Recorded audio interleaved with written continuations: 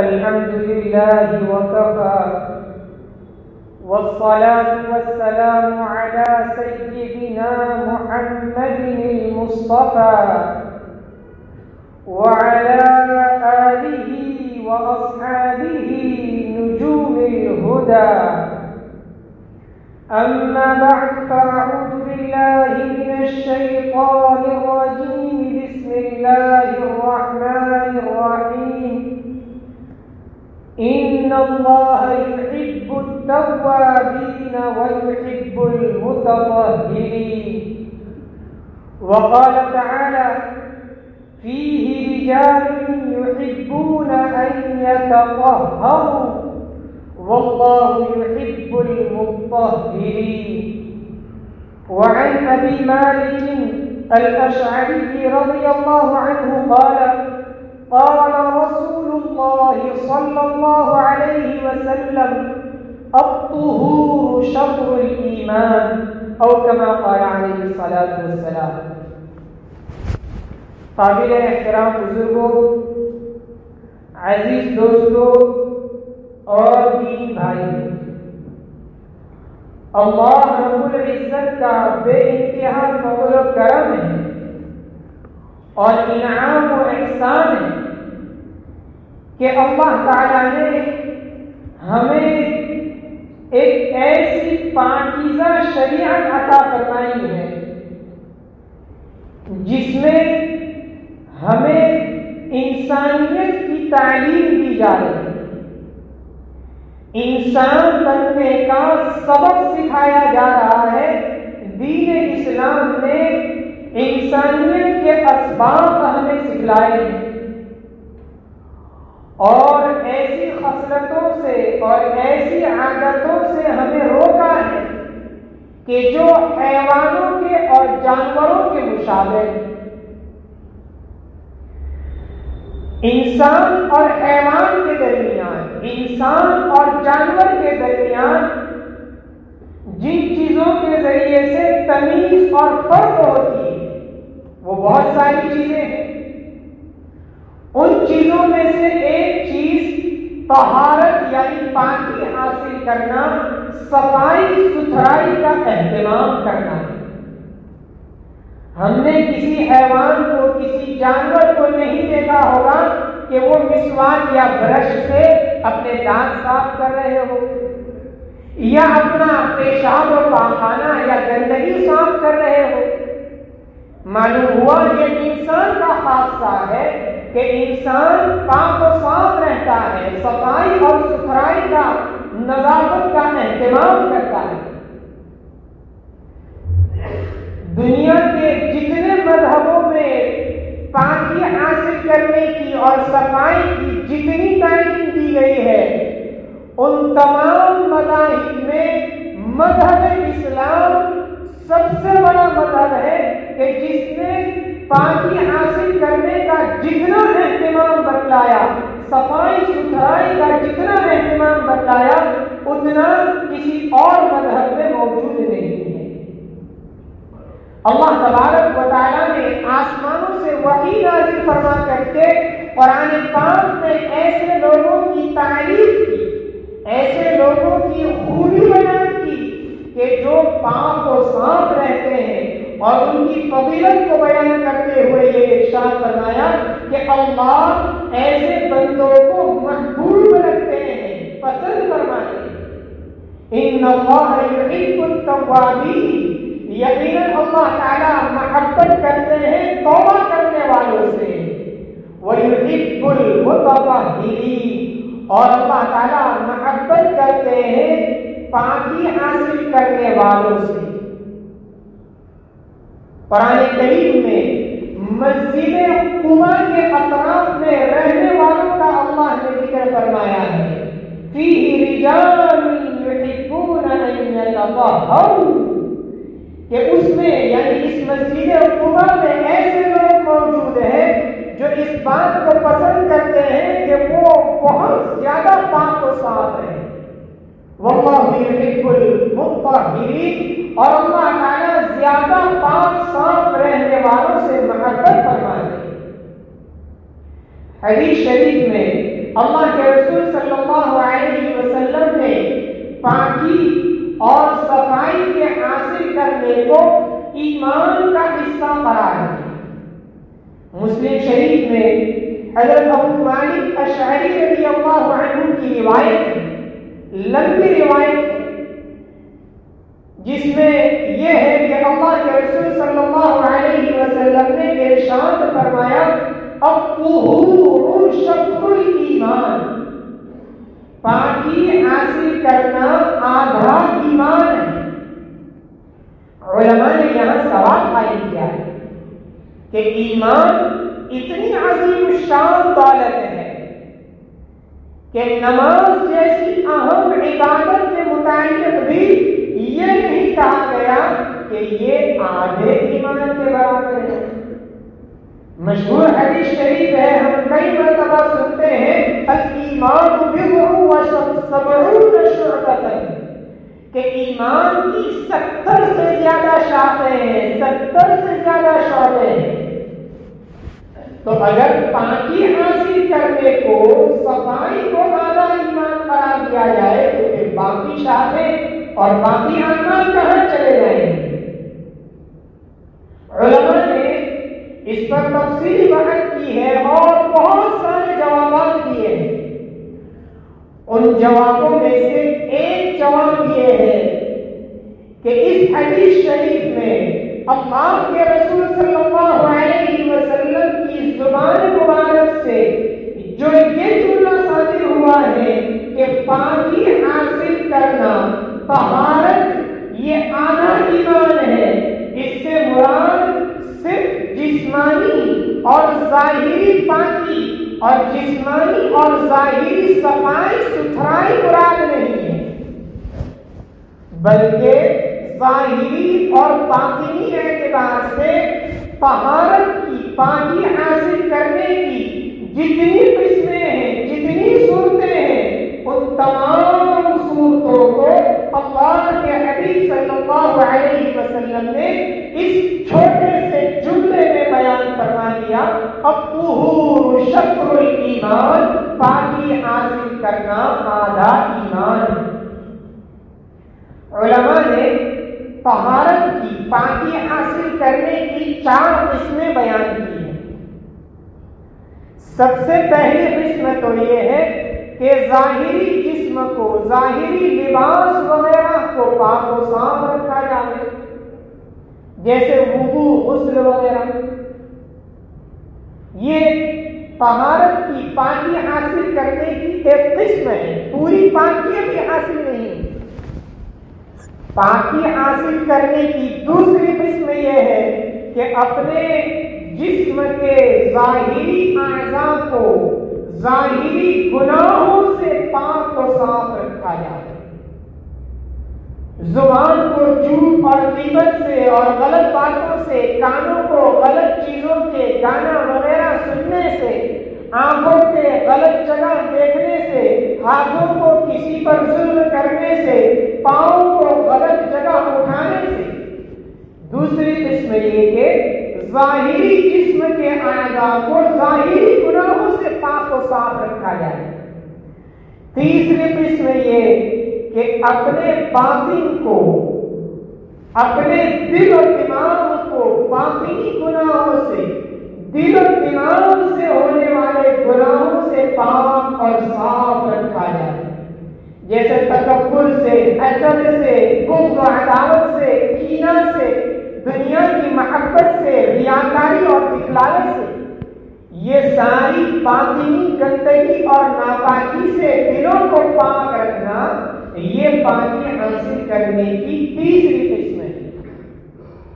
اور چوتھی قسم یہ کہ جو سب سے اعلیٰ درجے کی قسم ہے، سب سے اعلیٰ درجے کی پاکی ہے، وہ یہ کہ اپنے دل کو اللہ کے ماں سوا تمام چیزوں سے پاک اور صاف کر دیا ہے۔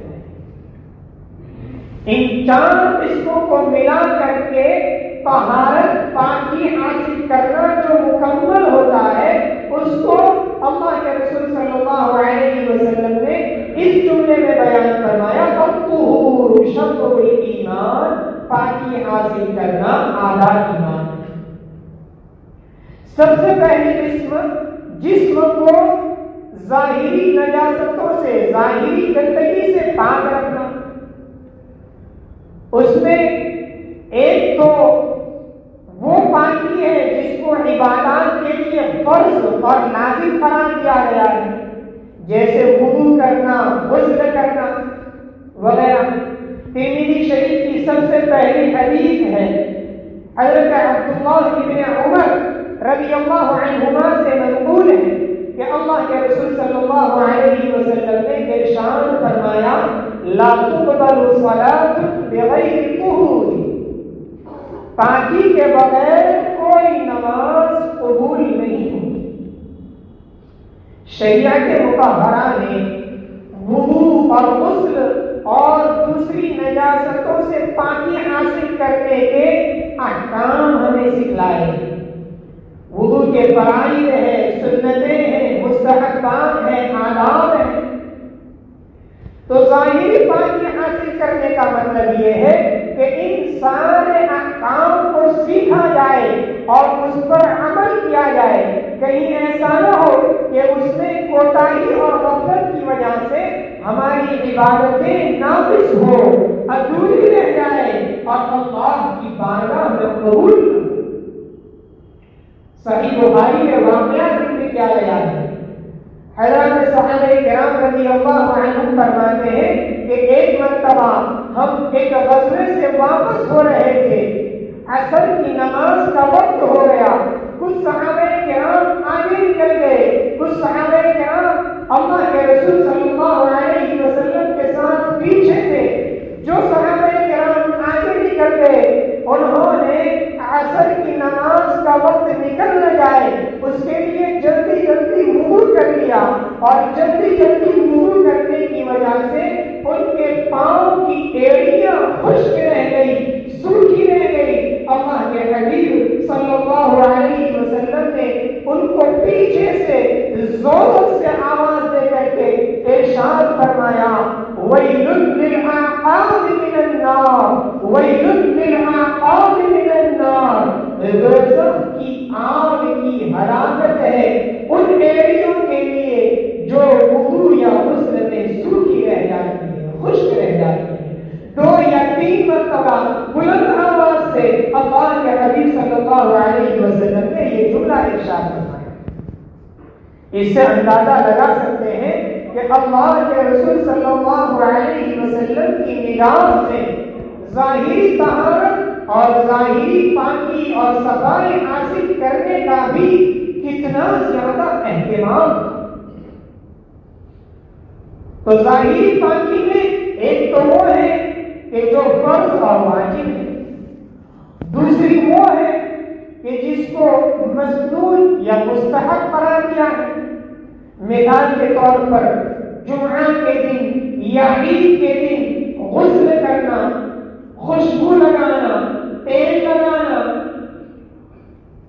اسی طرح سے اپنے لباس کو صاف ستھرا رکھنا، زیر ناف اور زیر بغل کے بالوں کی صفائی کا اہتمام کرنا، یہ ساری چیزیں ظاہری پاکی، ظاہری طہارت حاصل کرنے میں داخل ہیں۔ اللہ کے رسول صلی اللہ علیہ وسلم نے جمعہ کے دن غسل کرنے کی فضیلت ارشاد فرمائی۔ بخاری شریف میں حضرت سلمان فارسی رضی اللہ عنہ کی روایت ہے، فرماتے ہیں کہ اللہ کے رسول صلی اللہ علیہ وسلم نے ارشاد فرمایا جو بندہ جمعہ کے دن غسل کرے اور جتنا ہو سکے پاکی اور صفائی کا اہتمام کرے اور اپنے بالوں میں تیل لگائے اور اپنی خوشبو میں سے خوشبو استعمال کرے اور امام کے قریب پہنچ کر کے بیٹھے اور 2 آدمیوں کے درمیان گردنیں پھیلا کر آگے نہ بڑھے اور امام کے خطبے کو خاموشی کے ساتھ سنے، اللہ کے حبیب صلی اللہ علیہ وسلم فرماتے ہیں کہ اس کے پچھلی جمعہ سے لے کر کے اس جمعہ تک کے سارے گناہ معاف کر دیے جاتے ہیں، بخش دیے جاتے ہیں۔ اس حدیث شریف میں اللہ کے رسول صلی اللہ علیہ وسلم نے فضیلت بڑی بیان فرمائی کہ ایک ہفتے کے صغیرہ گناہ معاف ہو جائیں گے، اور اگر سچے دل سے توبہ کرتے تو کبیرہ گناہ بھی اللہ معاف کر دیں گے۔ فضیلت بڑی ارشاد فرمائی، مگر اس کے ساتھ بہت ساری شرطیں لگائی۔ یہ کہ غسل کرنا، خوشبو لگانا، تیل لگانا، تاکہ کہیں ایسا نہ ہو کہ جسم کے پسینے کی بدبو کی وجہ سے پڑوس والے کو، دوسرے کو تکلیف پہنچے۔ اور ایذاء مسلم، اپنے مسلمان بھائی کو تکلیف پہنچانا گناہ ہے، حرام۔ دو آدمیوں کے درمیان گردنیں فلان کر آگے نہ بڑھے، اس کا مقصد بھی یہی ہے تاکہ اس کے ذریعے سے اپنے مسلمان بھائی کو تکلیف نہ پہنچے۔ اگر تکلیف پہنچ گئی تو نیکی گناہ میں تبدیل ہو جائے۔ اور امام کے خطبے کو خاموشی کے ساتھ سنیں، دنیاوی گفتگو اور بات چیت نہ کرے، تو اللہ تبارک و تعالیٰ پچھلے ایک ہفتے کے ایک جمعہ سے لے کر دوسری جمعہ تک کے گناہ اس کے معاف فرما دیں گے۔ اسی طرح ظاہری پاکی حاصل کرنے میں زیر نام اور زیر بغل کے بالوں کی صفائی افضل اور اعلیٰ درجہ، سب سے بہتر درجہ یہ بتایا گیا کہ ہر ہفتے صفائی کا اہتمام کیا جائے۔ اور دوسرا درجہ یہ کہ اس بات کی بھی اجازت ہے کہ 15 دن میں کم از کم ایک مرتبہ صفائی کا اہتمام کر لیں۔ اور سب سے آخری درجہ اور سب سے کم درجہ یہ ہے کہ 40 دن گزرنے سے پہلے صفائی کا اہتمام کر لے۔ اگر 40 دن گزر گئے اور اس نے زیر ناف اور زیر بغل کے بالوں کی صفائی کا اہتمام نہیں کیا تو اب یہ گنہگار ہوگا، حرام چیز میں مبتلا ہونے کا مرتکب ہوگا۔ تو ظاہری پاکی حاصل کرنے میں یہ بھی داخل ہے۔ اسی کے ساتھ یہ بھی داخل ہے کہ انسان اپنے لباس کو، اپنے بالوں کو ٹھیک ٹھیک رکھے۔ ابو داؤد شریف میں حضرت جابر بن عبداللہ رضی اللہ عنہما کی روایت مقبول ہے، فرماتے ہیں کہ ایک مرتبہ اللہ کے رسول صلی اللہ علیہ وسلم نے ایک آدمی کو دیکھا کہ اس کے بال بڑا گندا ہے، بکھرے ہوئے ہیں، تو اللہ کے رسول صلی اللہ علیہ وسلم نے ارشاد فرمایا کہ کیا اس کے پاس کوئی ایسی چیز نہیں ہے کہ جس کے ذریعے سے وہ اپنے بالوں کو ٹھیک کر لے، یعنی کنگھی، تیل وغیرہ۔ اسی طرح ایک آدمی کو دیکھا کہ اس کے کپڑے میلے کچیلے ہیں، داغ اور دھبا لگا ہوا ہے، تو اللہ کے رسول صلی اللہ علیہ وسلم نے ارشاد فرمایا کہ کیا اس کے پاس کوئی ایسی چیز نہیں ہے کہ جس کے ذریعے سے وہ اپنے کپڑوں کو دھو لے، یعنی صابن وغیرہ۔ ظاہری اعتبار سے اپنے لباس اور بال وغیرہ کو ٹھیک ٹھاک رکھنے کا اہتمام کرنا یہ شریعت میں پسندیدہ ہے، بری چیز نہیں ہے۔ البتہ اس میں تکلف کرنے کو، اس میں غلو کرنے کو، حد سے زیادہ سنورنے کو شریعت میں ناپسندیدہ قرار دیا گیا ہے۔ حضرت عبداللہ ابن مسعود رضی اللہ تعالیٰ عنہ کی ایک روایت فرماتے ہیں کہ اللہ کے رسول صلی اللہ علیہ وسلم نے ارشاد فرمایا لا يدخل الجنة من کان فی قلبہ مثقال حبۃ من خردل من کبر، جس کے دل میں رائی کے دانے کے برابر تکبر ہوگا، گھمنڈ ہوگا، ایسا آدمی جنت میں داخل نہیں ہوگا۔ ایک آدمی نے عرض کیا اللہ کے رسول، ایک شخص اس بات کو پسند کرتا ہے کہ اس کا لباس اچھا ہو، اس کے کپڑے اچھے ہو، اس کے جوتے اچھے ہو، تو کیا یہ بھی تکبر میں، گھمنڈ اور بڑائی میں داخل ہے؟ اللہ کے رسول صلی اللہ علیہ وسلم نے ارشاد فرمایا ان اللہ جمیل یحب الجمال، اللہ جمیل ہے، جمال کو پسند فرماتے ہیں۔ تکبر کی حقیقت تو یہ ہے کہ بطر الحق و غمط الناس، حق بات سامنے آ جانے کے باوجود اس کو رد کر دینا، اس کی تردید کر دینا اور لوگوں کو حقیر سمجھنا، کمتر سمجھنا، یہ تکبر کی حقیقت ہے جو دل کی بیماری ہے۔ ظاہری اعتبار سے پاکی اور صفائی کا اہتمام کرنا یہ تکبر نہیں۔ اس حدیث شریف میں اللہ کے رسول صلی اللہ علیہ وسلم نے جو یہ جملہ ارشاد فرمایا ان اللہ جمیل یحب الجمال، اللہ جمیل ہے، جمال کو پسند فرماتے ہیں۔